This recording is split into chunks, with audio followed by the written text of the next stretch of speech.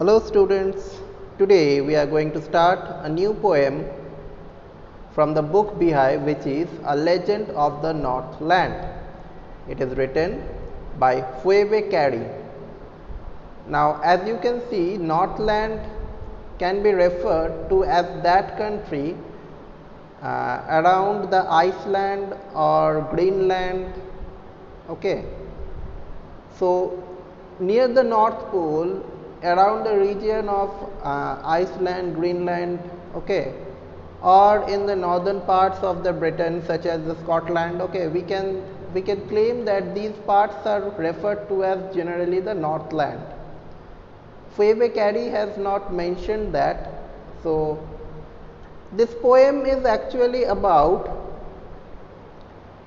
Saint Peter's story. One of the incident of Saint Peter's story is about the legend of Northland. So what does it talks about? So before knowing the story about the Saint Peter, which is a very interesting story, let us know who Phoebe Cary was.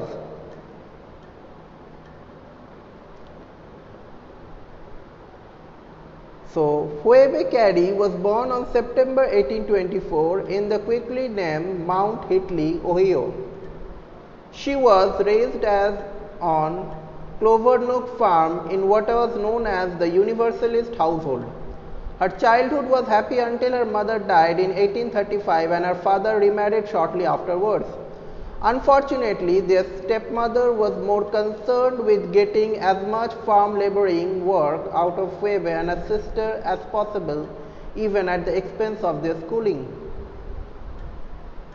So the girls had to make do with occasional days at school and home teaching, often courtesy of an older sister who stimulated their interest in reading classic literature. Despite often being tired when determined to carry on writing poetry, although the only time available for that was usually at the very end of the day of hard labor. So we see that Phoebe's life was quite hard.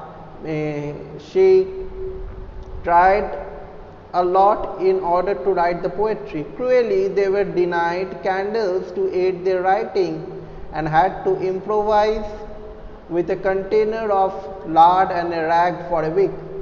Somehow they survived this ordeal and went on to jointly publish their work in 1848 and again in 1849. A man named Rufus Wilmot Griswold was putting together a poetry anthology called Female Poets of America and included work by Cary sisters. Following this, he assisted the girls to publish their own poems of Alice and Phoebe Cary. The majority of the poems in their joint efforts could probably be attributed to Alice, but it was generally acknowledged that Phoebe was one of the more accomplished work. By now, their poetry was becoming reasonably well known, and the poet John Greenleaf Whittier had been invited to write the preface for the latter book. He refused, though on grounds that he did not think the world needed his endorsement because the work was so beautiful. So it was clear that he held their work in high regard. Other established writers such as Edgar Allan Poe soon made known their admiration of the work of the Cary sisters. They moved to New York soon after, quickly became established among the elite of the city's artistic and literature set. They held meetings at their own salon on Sunday nights, inviting artists and writers to come and exchange their views. Phoebe had always an interest in women's rights, and in addition to writing articles for a number of national publications, she assisted Susan B. Anthony with her newspaper, The Radical, acting as an assistant editor for a time. Phoebe produced at least 2 collections under her own name. In 1854, she published Poems and Parodies, and then in 1867, Poems of Faith, Hope, and Love. Perhaps it was a legacy of their harsh upbringing on the farm, allied to the years of her work as adults, but both sisters were to suffer early deaths in the same year. Alice died first of having contracted tuberculosis and suffered Early deaths in the same year. Alice died first, having contracted tuberculosis, and Phoebe, consumed with grief, died only 5 months later. Although the medical cause was hepatitis, Phoebe Cary died on 31st of July 1871, aged 46. So this was the life of Phoebe Cary. Now we are getting introduced to the poem The Legend of Northland. So the Legend of Northland is actually a ballad. Now what is a ballad? A ballad is a poem narrating a story in short stanzas. Ballad is such kind of poem that tells a story in short stanzas, and in the poem all the stanzas comprise of 4 lines. In total there are 16 stanzas in this poem, and these stanzas will tell us a story. Ballads are a part of the folk culture or popular culture and are passed on orally from one generation to the next. Folk culture is a story of any area and is known as a ballad. Folk culture comprises of traditional stories which are passed on from one generation to the next generation. The story is of the Northland area, the area which is near the North Pole. This exact place is not specified, but Northland means the area in the northernmost part of the earth that is near the North Pole, means around the Iceland, around the Greenland, or the northern parts of the Scotland.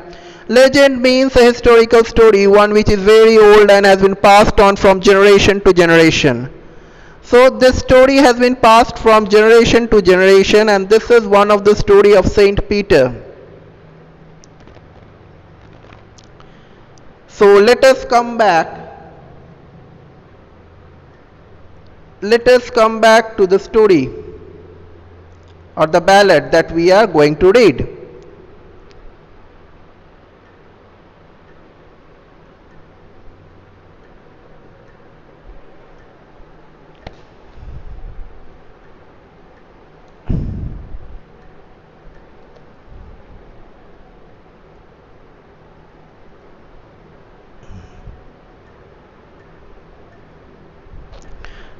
So in our book, this is the poem, and this is one of the story of Saint Peter. It is a very interesting story, and we are going to read the story. A Legend of Northland. We are starting with the Legend of Northland. So this poem narrates the legend of an old lady who angered Saint Peter because of her greed. So before starting, let me tell you something about Saint Peter. Who Saint Peter was? So this Saint Peter was regarded as one of the disciples of Jesus Christ. And being one of the disciples of Jesus Christ, he was regarded also as the first Pope of the Vatican City. So this was who Saint Peter was, and at that time Vatican City was in Rome. Now Vatican City itself is a country. So he was regarded as the first bishop of the Vatican City, and this was Saint Peter, a great saint indeed, with the blessing of the Jesus Christ. So let us read about him. Away in the Northland, where the hours of the day are few, and the nights are so long in winter that they cannot sleep them through. So, now we are going to read this poem, Away in the Northland. So, in the Northland, where the hours of the day are very few, means in this area, in this part, the days remain for a few hours and the nights are long.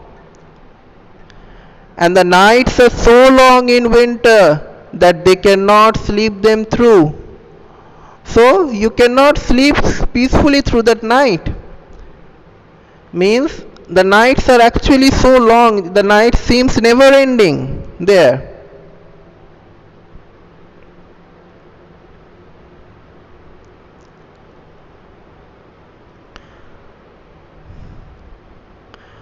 where they harness the swift reindeer to the sledges when it snows, and the children look like bear cubs in their funny furry clothes. Reindeer, we are getting a reference. You all know the story of Santa Claus. Santa Claus comes in a reindeer. Santa Claus takes the harness means the strap of the reindeer, and through the reindeer sledge Santa Claus comes and give gifts to us. We prepared the socks for the Santa Claus. And here we see that this is a very interesting story about which is quite similar to the story of the Santa Claus, but here the people travel through the sweet reindeers who can travel in the snow, to the sledges when it snows. People use sledges here. And the children look like bear cubs. In Iceland, if you visit Iceland or in the Greenland, you will see that the Eskimos are covered in a kind of bear skins.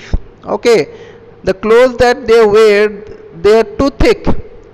So the children look like bear cubs in their funny furry clothes. So they use the furry clothes, and they really look like the bear cubs. Now this is a curious story. They tell them a curious story.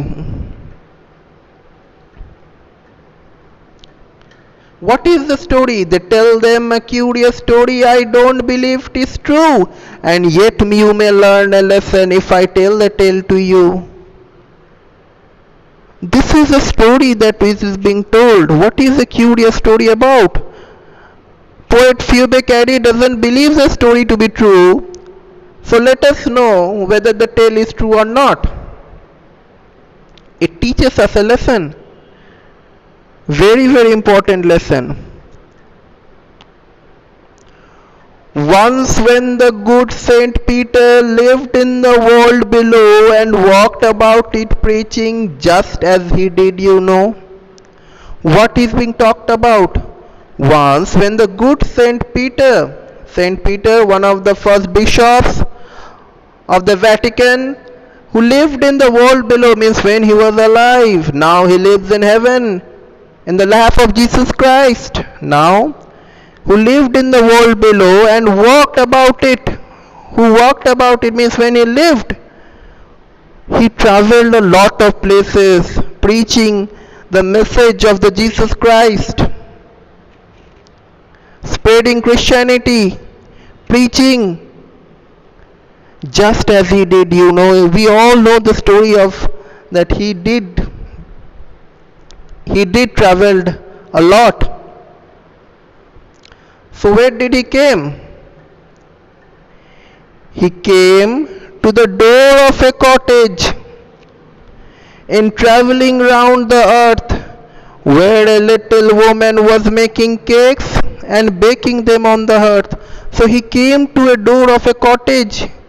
In traveling round the earth, he came there.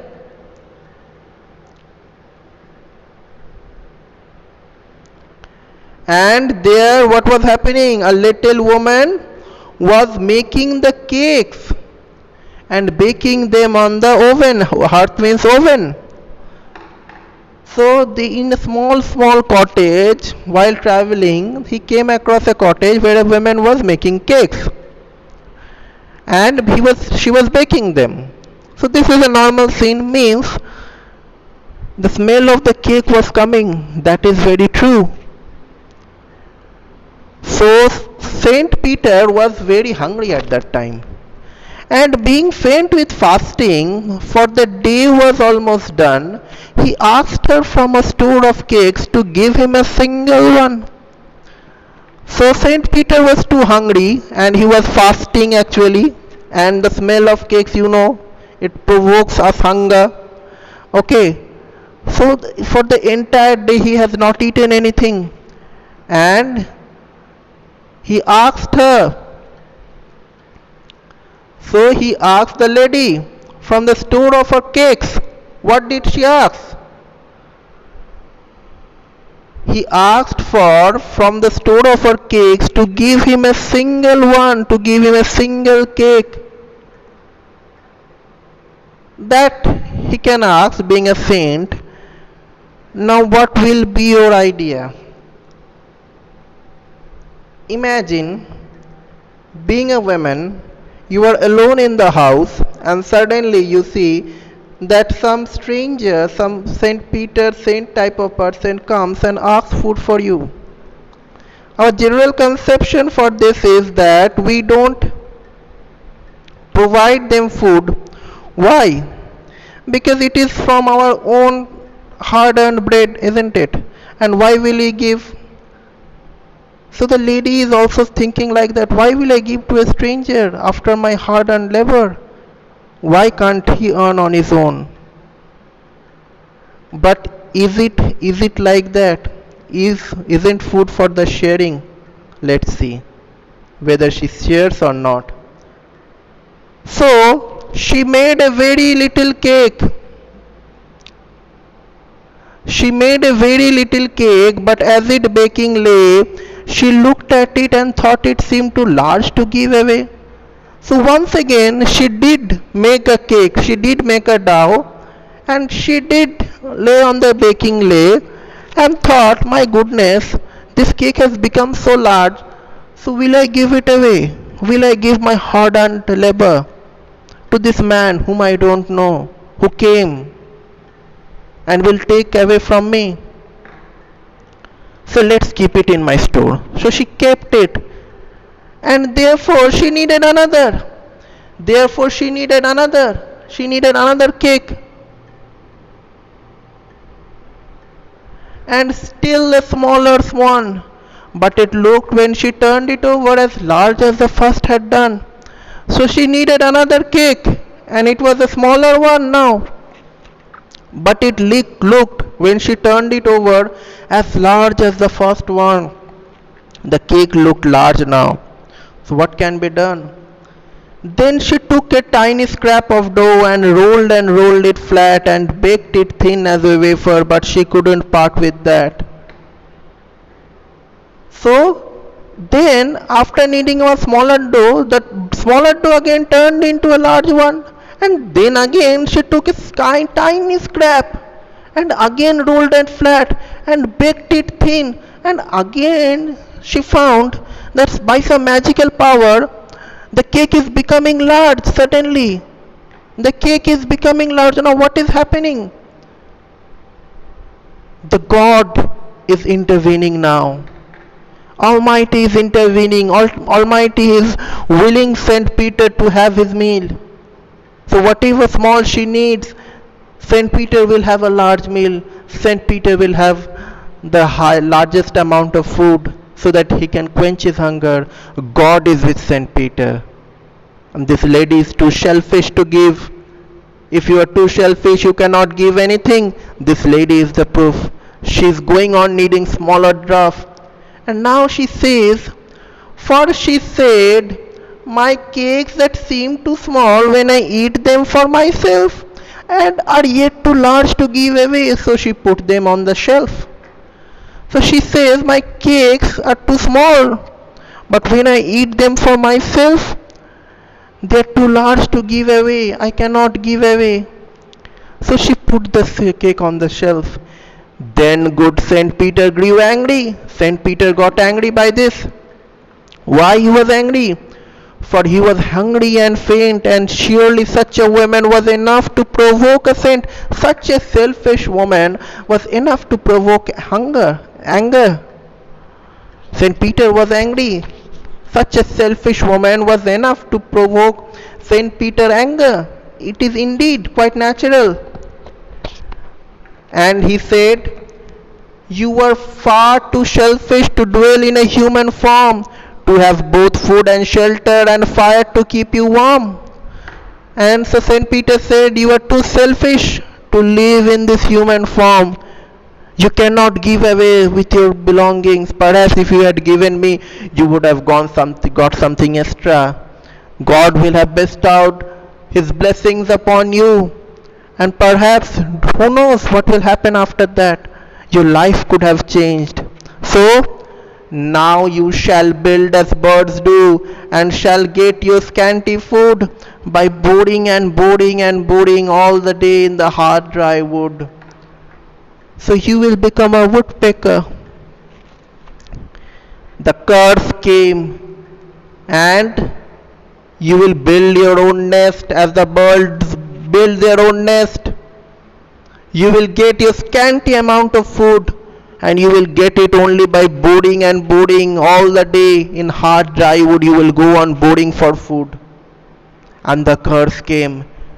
Then up she went through the chimney. Suddenly, by the magical power, the lady transformed up into the chimney.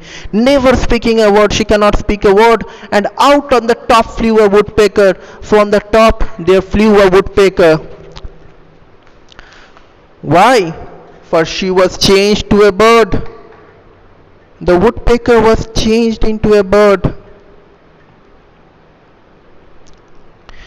So the lady was actually changed into a bird, and that's why she can flew on the top.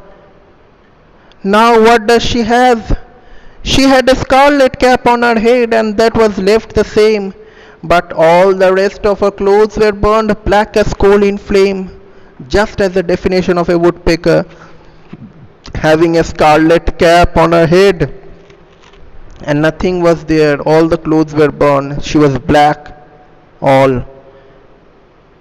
And every county schoolboy, so every village schoolboy has seen her in the wood. So this is the lady where she lives in the trees till very day, boarding and boarding for food. Now we all the schoolboys have seen this bird. The bird is constantly boarding and boarding for food. Why these folk tales are being told? This is a ballad, this is a short story. Now, in those times, education was not preached in this manner where you will be coming to school at that time and you will be sitting in the classroom. To the village people, the story of Saint Peter went on. This story of Saint Peter went on, and there are such stories in the folk tales that how the woodpecker came. So if the question was asked by suddenly some small children to any elderly man, tell me how the woodpecker came into this world, and then that old man who has heard the story and who has known the story of Saint Peter decided to narrate a story.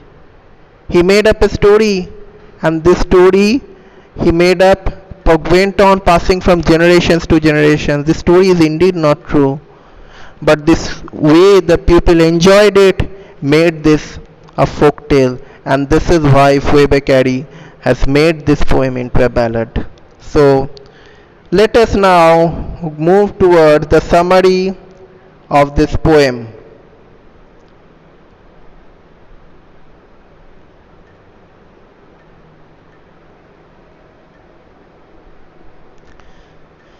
So this is Saint Peter.